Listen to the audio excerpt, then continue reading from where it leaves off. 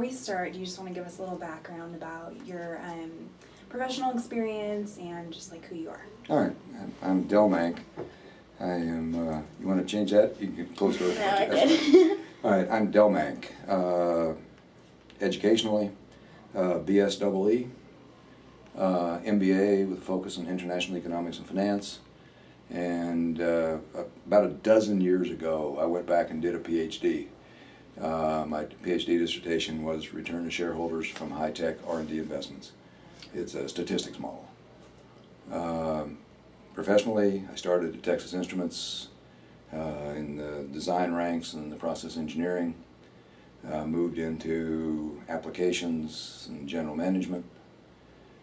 Spent a lot of time internationally, Singapore, Japan. Left TI to do startups, VLSI Technology in the 80s. And I ran their ASIC business, about half the company. Left that to do a graphics company. I was with the men and women who figured out how to put color on your PCs. We sold that to Cirrus, and then I stayed from the contract. Spent some time as the Senior Vice President of Design Services with Cadence. 1,500 engineers that we did design projects around the world on. And then my last company, while I was doing my PhD, I was on the board of Tundra Semiconductor in Ottawa, Canada, or Canada actually, and that one we did architecture for wireless base station, got it public, rebuilt it after the dot-com crash, and eventually it was acquired in an all-cash deal a few years ago. And currently I'm working on another one. This one addresses the speed of access to cloud memory, because it's slowing down everything that we do. And we think we have a solution that potentially is as much as 3 orders of magnitude improvement in speed. And we're in the process of trying to demo that now. All right, that sounds good. Okay, so what obstacles have you had to overcome throughout the years, both in your work and personal life? I'm somewhat dyslexic. So and only in letters, not numbers. So calculus was intrinsically easier for me than poetry or literature. I probably would still fail a flashcard test with the 3-letter words. What I do to those 3 letters, I have no idea. The positive of that was it ended up helping my vocabulary, because it forced me to, with context, I can figure out words. And so it helped me in that regard. Wasn't a big deal once I finally, got past it. Professionally, there's nothing in my background that, particularly with this. I'm the son of sharecroppers in the South, and the first in my family to have a college education. So, this was not necessarily planned the way people talk about planning a career. Right, okay, thank you. So how do you make sure that you're leading rather than just managing in your different positions? And you can also share maybe different perspectives that you've gathered from other CEOs as well. No, what's interesting about that question is that one you gave me ahead of time, and that one is actually the one that I've been puzzled about, because that's the hard one. And I think the way I ended up thinking about it is sort of the idea that for the most part, and my wife, I'm going to give my wife credit for this answer. She says, you spend 90% of your time managing and the other 90% leading. And I like that. And I think she's got it right, because you can't do one without the other. You can't just have big ideas without the ability to execute. Probably the difference is, in the way I view this, is with leading, you lead with the power of an idea so that people buy into whatever you're trying to do. And you have to think, I think, for leadership, you have to think of power as a consumable commodity like money. You only have so much power. If you use it, it's expendable. All right? If you lead, you never actually use position power, you never use the hierarchical power, you never use never's too strong, but you don't use very often is the better way to think about it, because I'm the boss and I said so. And I think the difference is probably tied up in that. I'm not sure beyond that, but it's somehow in that mix, recognizing that financial reports in particular are always backward looking. That's what you did yesterday. Yeah. Leadership needs to be forward focused, but you got to do both. I mean, you can't just have the ideas and let somebody else execute. Right. Which is back to my wife's comment. The first 90% is managing, the next 90% is leading. Mm-hmm. And somehow that adds up to 100%. So. Yes. Okay, so how have you overcome obstacles with other leaders across cultures in your work, and how has this made you a more effective leader? So like maybe an example that you've used in class or something. Okay, I think actually interestingly enough, the idea of leading without position power, I ended up in a couple of times in my career with staff jobs that lots of responsibility but no direct authority.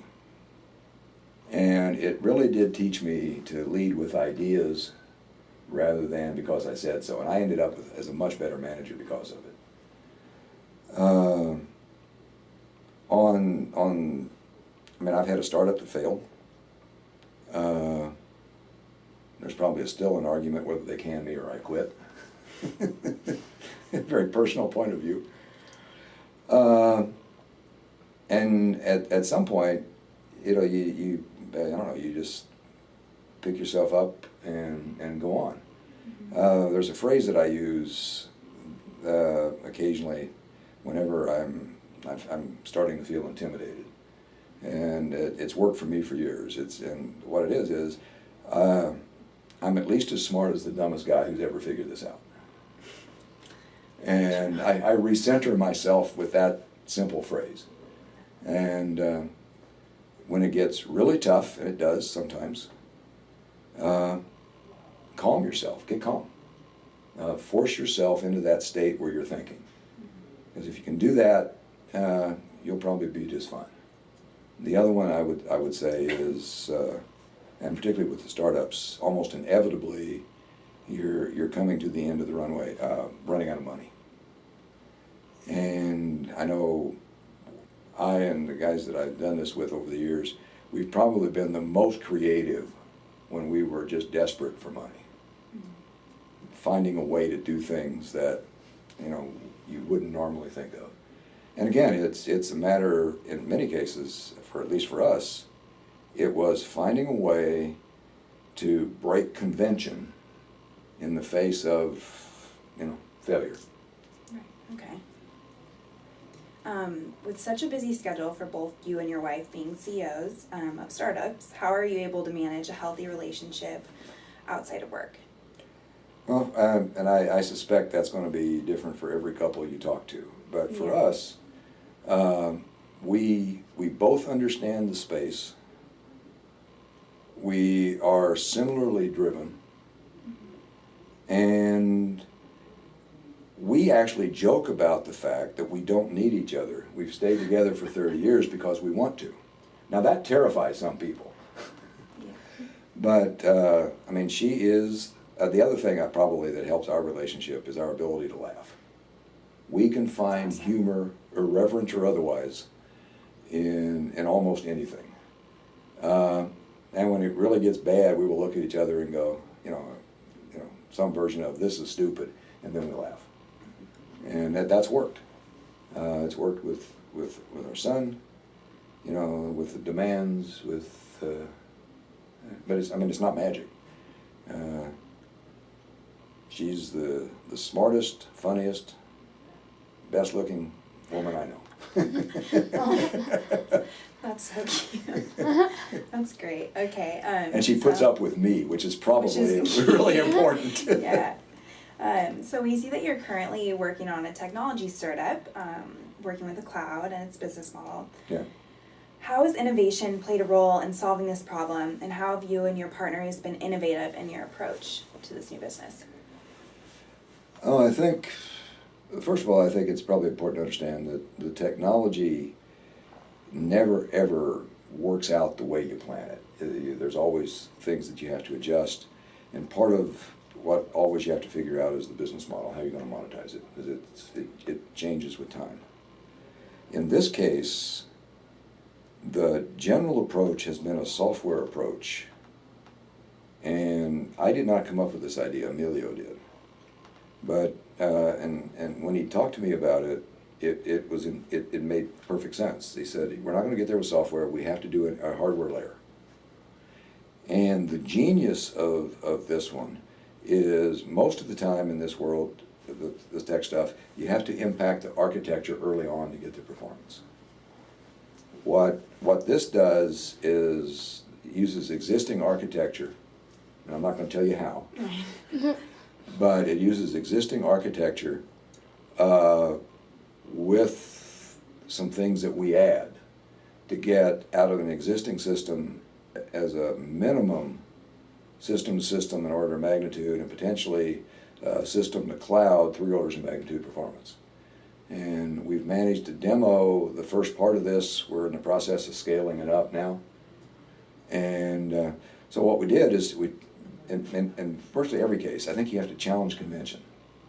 When everybody believes that's the only way to do it, that's usually the opportunity to do something completely different and win. And so basically everybody said he needed to do this. Emilio said no and convinced me, and I think he's right. And I joined on. Okay. So how important do you think positivity has played a role in your leadership positions, and do you agree that if you're positive, you'll earn the respect and enjoy the challenge as well as the results? Yeah, be careful with positive, because I don't want this to sound, just cheerful in the face of of trouble. I would actually change that as willingness to look at whatever the face of trouble is, and with the confidence back to I'm at least as smart as the dumbest guy who's ever figured this out, is working with people who are willing to go face the devil with you.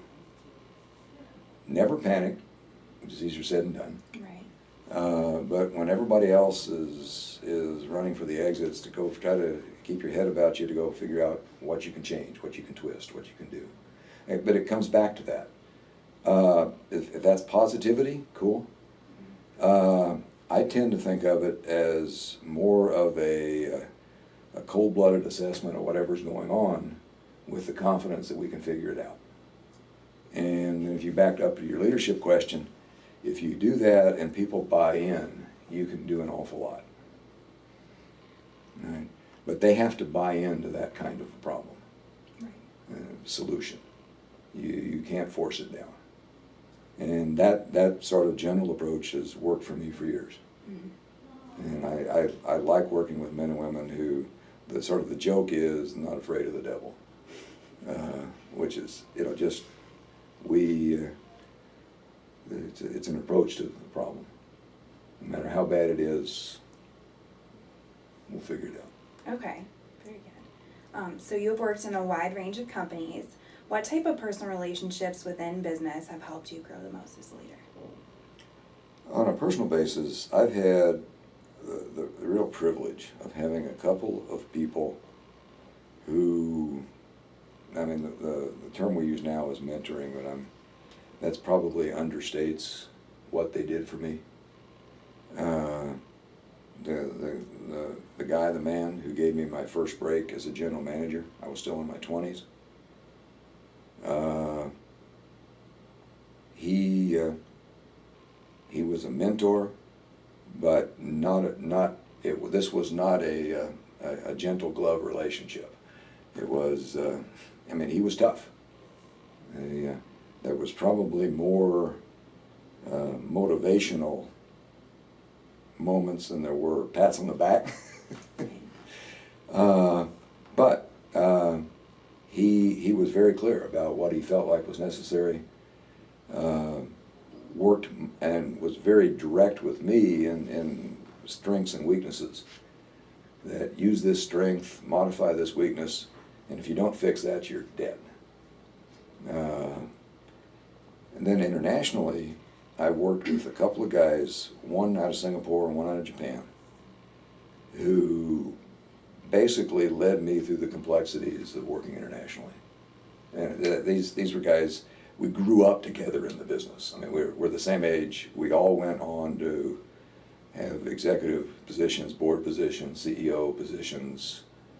You've heard me say this in class, the joke among ourselves is, we've known each other since we all were skinny and had hair. You'll understand this someday. But those, with them, you know, we taught each other in many ways. I taught them the U.S., they taught me Japan. Right. And it built a trusting relationship that if I have a question even today, I'll call Bak Singh and say, Bak Singh, you know, what do you think? And he'll give me an answer. I may not like his answer, yeah, but he'll give me an answer. And it's that's probably the key for me. Okay. I've had three guys that have. One was my boss early on, and who I've done business with since in different roles. And the other two were we grew up in the business together, and dealt with the cultural stuff across the country boundaries. Okay. So you kind of answered this, but how important has it been for you to kind of stay centered and determine like a core purpose? I think you have to stay centered. Never believe your own press clippings. I mean, you know, you're never as good as the praise says you are. You're probably never as bad as the naysayers say you are either. And you can't ignore it, but you can't let it rule your life. You're going to have bad quarters, so the analysts are going to be mad at you. You're going to have, you know, okay, had a bad quarter, yada yada. You know, it doesn't mean you brush it off because it's serious, but nevertheless, you can't let it rule your life. Make what you think are the right decisions and live with the consequences. But don't try to manage, and that's one of the other things I think I've learned is, try to make the right calls, and don't micromanage the short-term ups and downs, because if you do, you just consume yourself in the trivia rather than dealing with the problem. So are there certain ideals or behaviors that you value in the workplace, and can you give an example where you've used your beliefs in your workplace, or it's maybe been difficult to, or? Yeah, okay, that's fair.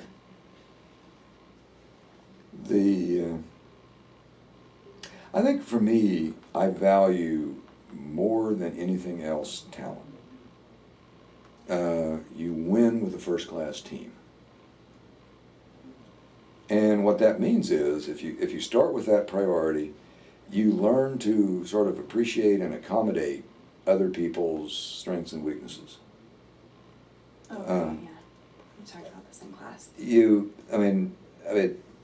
I work with people who I respect their business acumen, their technical knowledge, but quite frankly, I'm not all that interested in having a beer with them after work.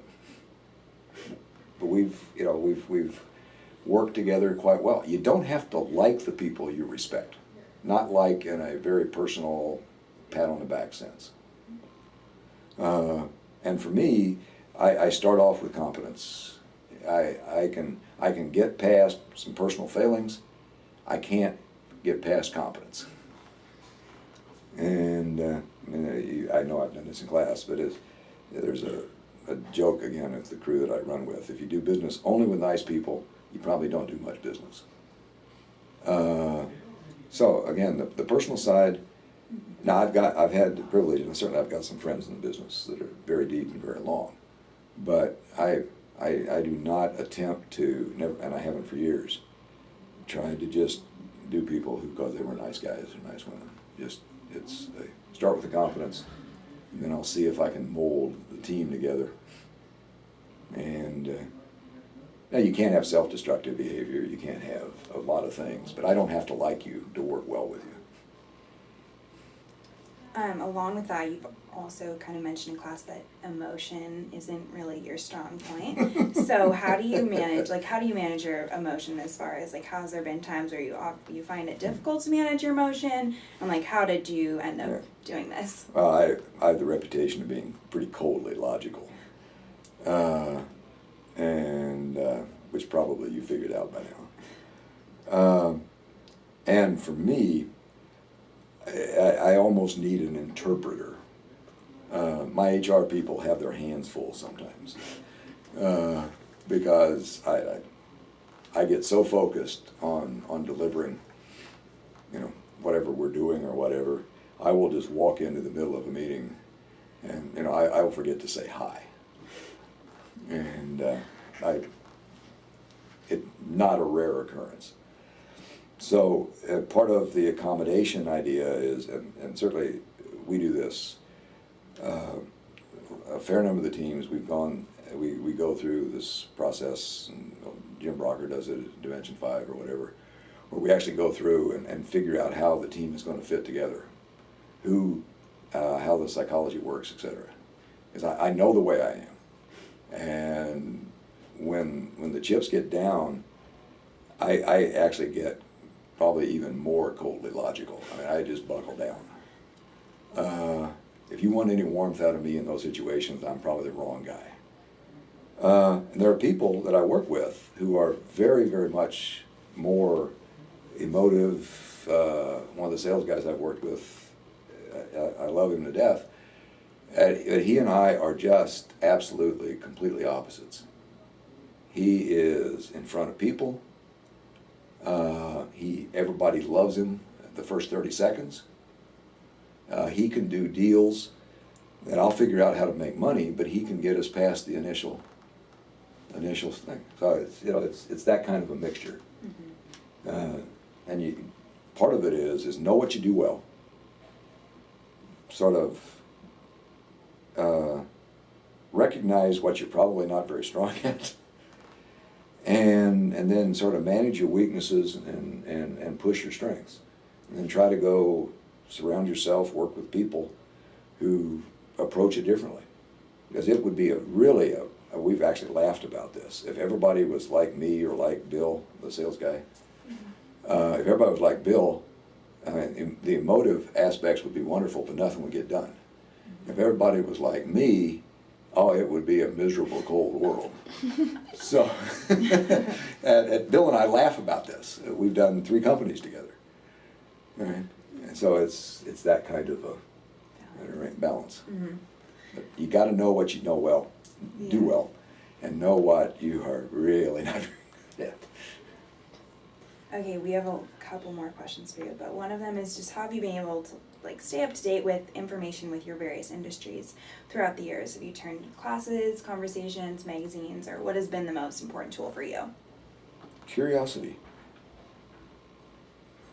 Good. You've got to care. The rest of it doesn't matter. Because you can go find people to talk to, etc. One of the things that for me is simply I'm driven to go figure out and then find the conversations that matter. I read a lot. Everything from, and you know this from class, everything from science magazines to The Economist and a variety of other technical journals and all that stuff. But at the end of the day, it's simply curiosity. I find things interesting and I want to go figure out how they work. And certainly the technology world that I live in, you obsolete yourself every 5 years. And because we change the processes, we change the design methodologies. So if you don't get comfortable with that level of chaos and change, you probably need a different industry. Mm-hmm. But again, we just, curiosity. It drives me to do another startup. Keep doing startups. Okay, so you mentioned staying fit earlier, and so staying fit while maintaining a busy schedule is a difficult task, especially for CEOs. So how have you managed to keep healthy mind and body while still working at the levels and across the different countries that you have? Actually, probably an accident of genetics as much as anything. I mean, I stay active. I now wear an exoskeleton on this knee because of all the racquetball and a variety of other sports. I think probably the key to this, at least for me, and I suspect this is true for a lot of people, is I'm not a big one for diets or anything else. You know, I enjoy occasional scotch or a glass of wine, but just don't do it to excess. Mm-hmm. I've also actually learned probably to sleep on any airplane on the planet. It helps when you travel as much as I have. And beyond that is I've generally been able to turn it off when I go home. There are times when that's not true, when it gets tough enough that I carry it with me and I toss and turn. But for the most part, I can turn it off. And that's a learned thing as well. That came hard. Yeah. Just the ability when I finally get out of the office to be able to turn it off. Yeah. Not Mhm. business 24/7. Not 24/7, just 20. Yeah. But you got to sleep Hard a to do. little. It's hard to do. But that's a learned trait. My wife has actually probably taught me more about that. And having said that, she's doing a prototype right now, and if she sleeps more than 5 hours a night in the next month, it'll be a miracle. But she's actually probably the one who taught me more about, Delia, you just give it up. Yeah. Okay, our last question for you. It's just what are some tips you can give us to keep a group or a company like motivated, or the book calls it juiced, excited about what they're doing? All right. Well, I think I'm going to go back to the leadership question, because I actually don't think I can motivate anybody. I think if I'm doing my job well, I'm creating the conditions that they motivate themselves. And if I can do that, or I with a team can do that, everybody's motivated, but I still haven't motivated anybody. Because if your motivation depends on me, in the sense of me motivating you, the tendency is going to be you're going to just be avoiding me pushing, as opposed to fired up and wanting to do this on your own. Mm-hmm. So I would say that I probably don't motivate anybody. Okay. I do work pretty hard and give conditions that you buy into the idea, willing to take the risks, willing to spend the hours, and get some enjoyment out of winning. But you motivate yourself. All I'm doing is trying to create the conditions that occurs. All right. Is there anything else that you want to add that you think defines you as a leader, or anything that you want any of us to know? Oh, I think, at least from my point of view, all of the models we use, that certainly I use in business, etc. Part of doing this, the businesses that we've talked about, and sort of being consistent, is don't take any of the models or ideas for granted. Always look for what has changed or what you can change to your advantage. Because in quite often you can get an advantage by figuring out how to literally change the rules, and or change them just enough to give you an advantage to get started, and then you have to protect it. But it's if you're not careful, you begin to do, well, we always do this way, or everybody does this way. And actually, I like it when people start telling me that, because that means there's an opportunity to change the rules. And it's in that you probably create the wins. Well, thank you. We really appreciate that you took your time to do this. Well, I hope you get something that's useful out of that. That was really good. A lot of the things